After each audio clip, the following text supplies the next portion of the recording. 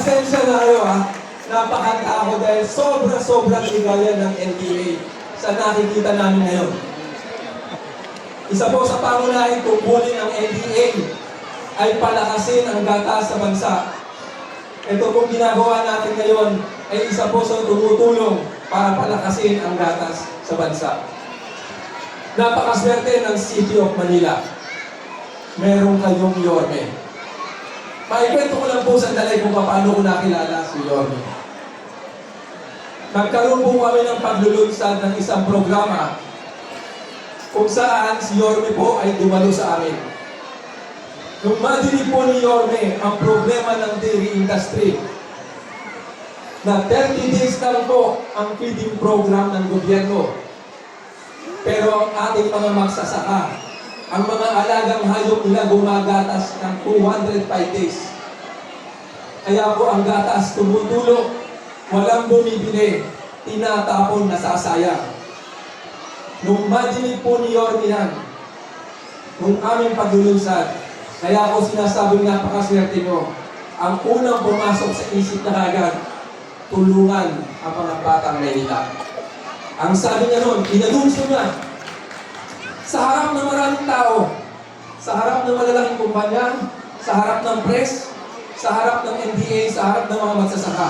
Ang sabi niya, lahat ng masasayang na gatas, kung hindi lang din nila bibilin, dalhin nyo sa Maynila, bibilin ko at ipaiinom ko sa mga batang Maynila dahil ayaw ko na merong dumatanas ng malnutrisyon sa batang Maynila. Nung madinig ko po yan, pasensya na Yorme ha, nung madinig ko, ang sabi ko sa sarili ko, you're right.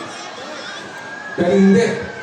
Right pagkatapos ng event, actually hindi matapos yung event, may nakausap siya isang dairy farmer namin. Doon mismo, bumili si Yorme ng gatas para ipainom sa mga mahal natin batang Maynila.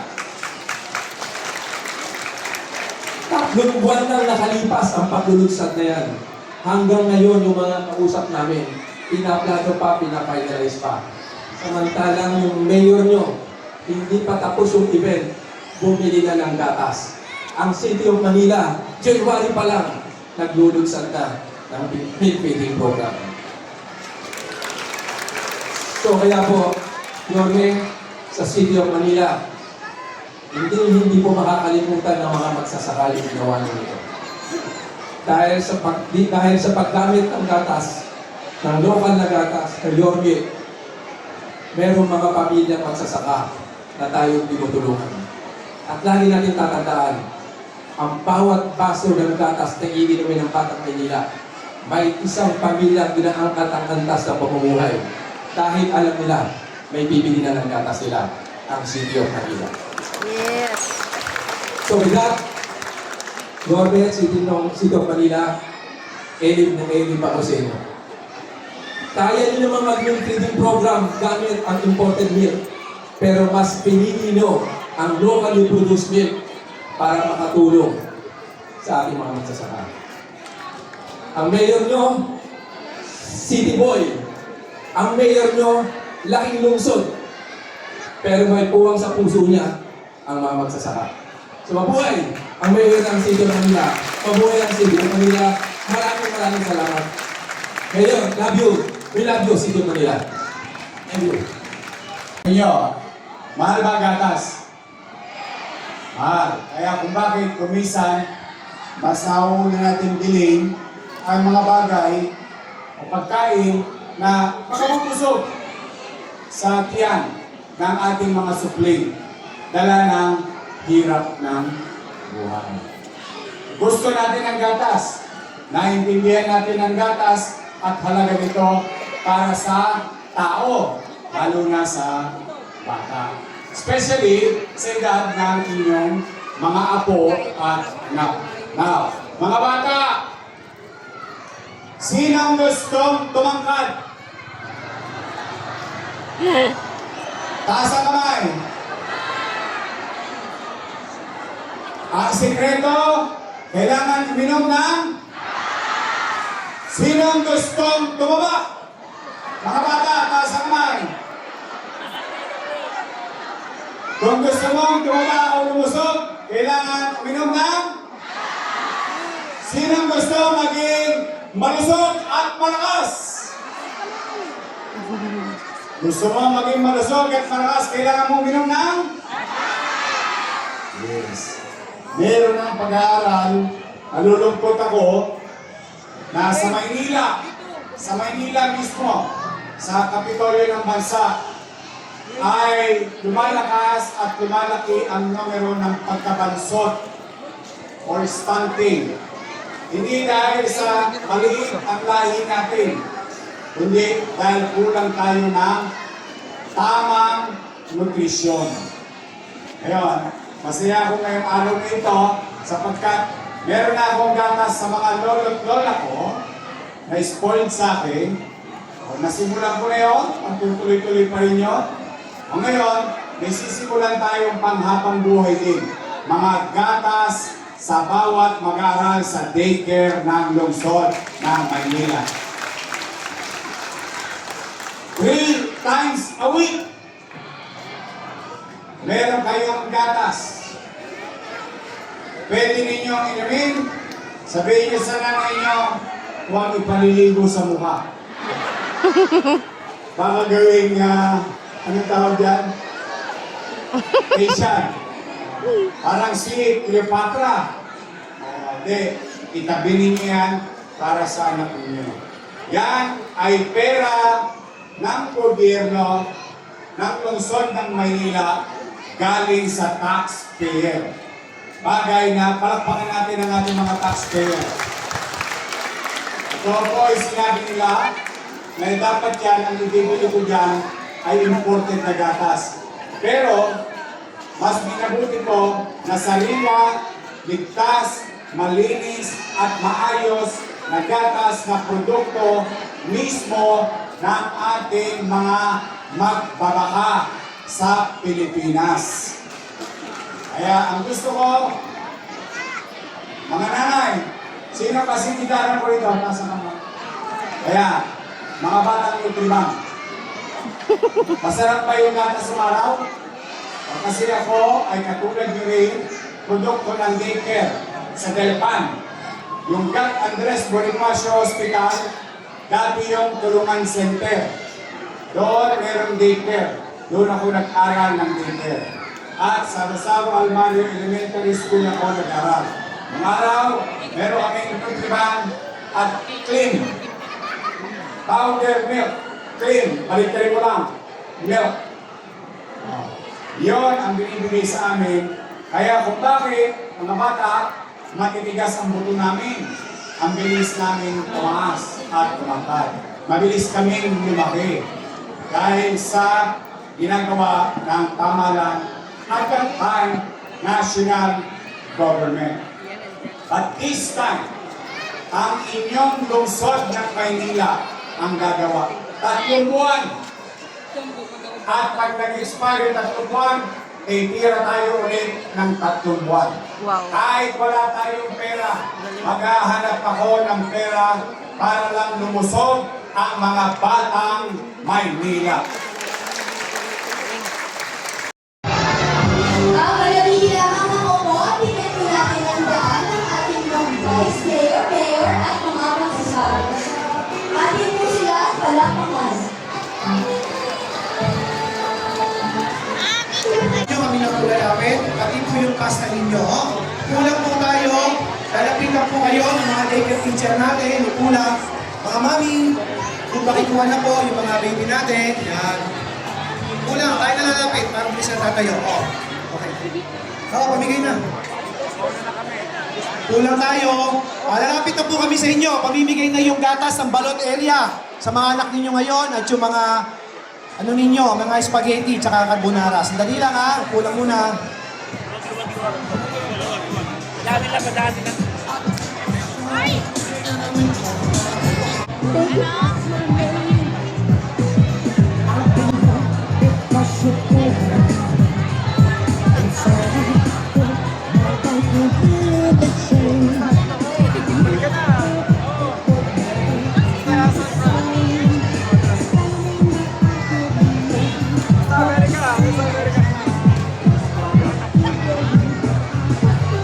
Muli po, manatili lamang po nakaupo ang ating mga magulang at mga bata para sa maayos na pamigay ng warming at spaghetti.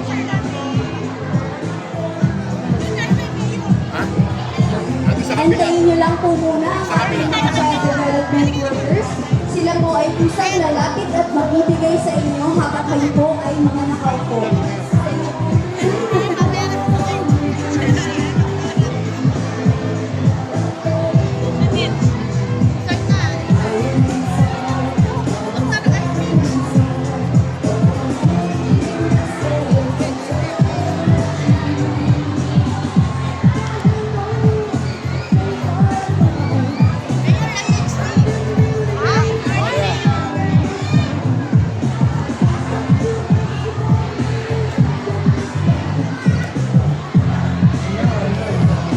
Reminder lang po sa ating mga CDW, ang kukunin niyo lang po ng mga puting box ay yung mga nakapangalan po sa inyo. Kasi yun po ay bilang base sa mga naka-allocate sa Tama yan po, sige magkatas. Ano yan talaga? Yung edad na yan, may science. Formation, growth.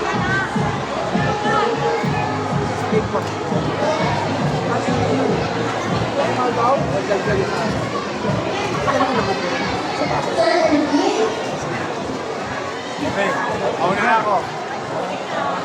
O, hati ka na. Ayun ba? Okay, see you.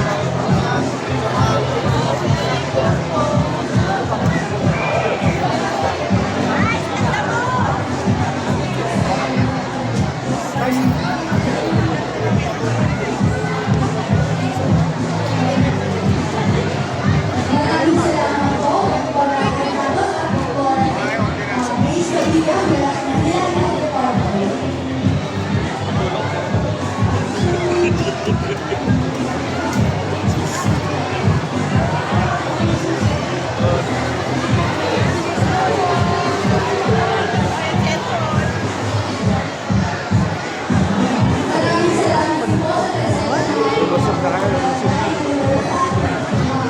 At ang mga pangalagan.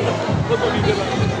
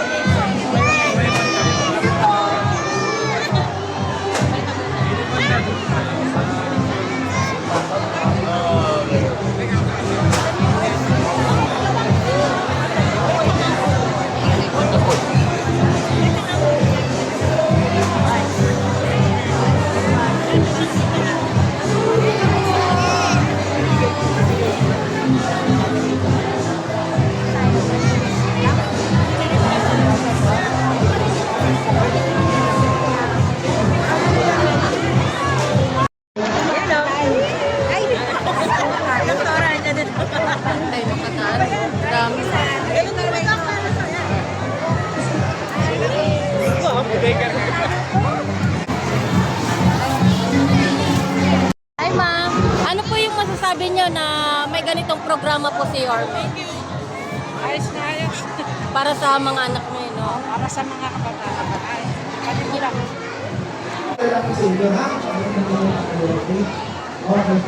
Hello Mi, ano po yung masasabi nyo na may ganitong programa po si Yorme? Malaking tulong po para po sa mga bata na katulad po ng iba po may mga malnourished po. Malaking tulong din po yung gatas sa binigay po. Kaya maraming salamat. Thank you. Hello Be, ayan o, hawak niya na yung gatas niya. Open na daw. Gusto mo yung masarap yan, gatas? Yun. Ayan o, masaya na yung mga bata dahil makakainom na po sila ng Nutrimilk. Yorme Milk. Ayan. Ikaw, May, ano pa yung masasabi niyo sa ganitong programa po ng ating Ito po Yorme? din sa akin yung kasi isa akong breast milk. Para sa anak ko. Thank you, Yorme. You're the best. Thank you po. Be, masarap ba? Masarap. Ayan, oh. Ano yung masasabi mo kay Yorme, oh, di ba? Binigyan ka ng gatas. Thank you po. Ikaw ba, anong masasabi mo kay Yorme? Ayan. Tatangkad ka pa lalo niyan. Hello, be. Ano yung hawak mo? Gatas. Masarap? Galing kay Yorme yan. Ano masasabi mo kay Yorme? Sa gatas na binigay niya sa'yo. Wow, ang cute-cute naman yan. Tataba ka na niyan. Ayaw mo magtumaba. Mi, ano yung masasabi mo na may ganitong programa po si Yorme? Approve ka? Ayan, tataba na yung anak mo. Ang sarap ng inom ni Bibi, oh. Wow! Sarap. Inom na inom nilaklang. Okay ba? Okay? Masarap? Wow!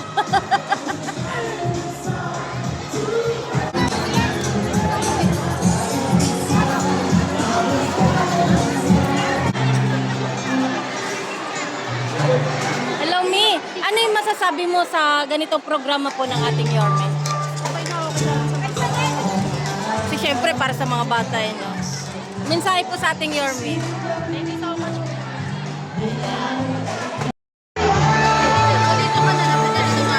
Sir Jay, kaya pa.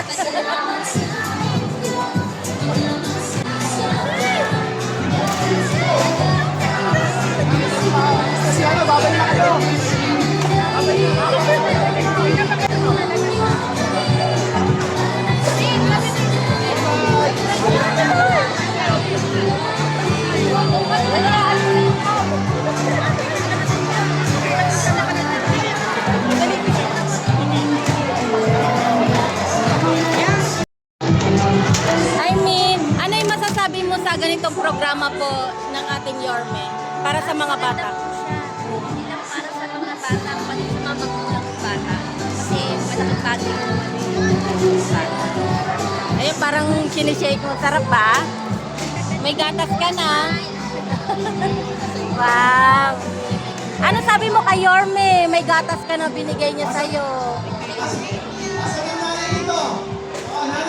Thank you, Yorme. Ang cute, nahiya siya. Ayan, lahat ng bata po may gatas. Ayan, lahat po sila. Sarap na sarap sila sa gatas. Halos maubos na. Hindi ata abutin to na 3 days.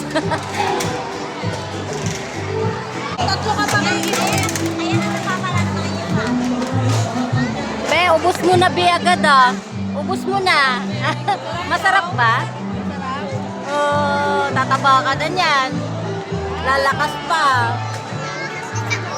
May ano yung masasabi mo sa ganitong programa po ng ating Yorme? Maganda po. Mas lalo sa mga anak mo. Lalo lang po sa mga bata. Maganda po sa mga... Ayan, mensahe po kay Yorme. Yorme, thank you. Salamat sa mga magagandang ibibigay mo para sa mga bata. Thank you po sa gana. Ayan, naubos. Naubos na. Sarap eh. Okay? Wow, ubos na yung gatas mo sana. Tubig. Hello, Mi. Ano yung masasabi mo sa programa po ng ating Yorme na feeding program? Yorme. Maganda po. Tsaka pampaano po ng mga bata. Mas mahal sa katawan ng mga bata. Pampalakas. Tsaka ano ng mga pampalaso. Oo, pampataba. Ayan. Oh, may gatas ka na, Be. Okay. Happy ka ba? Wow, thank you. Ayan, may mga dala-dala silang Yorme, handog po ng ating Yorme. Ito po yung mga kender ng mga bata. May mga dala silang gatas para sa anak nila. Hello, Be. Masarap ba? Wow!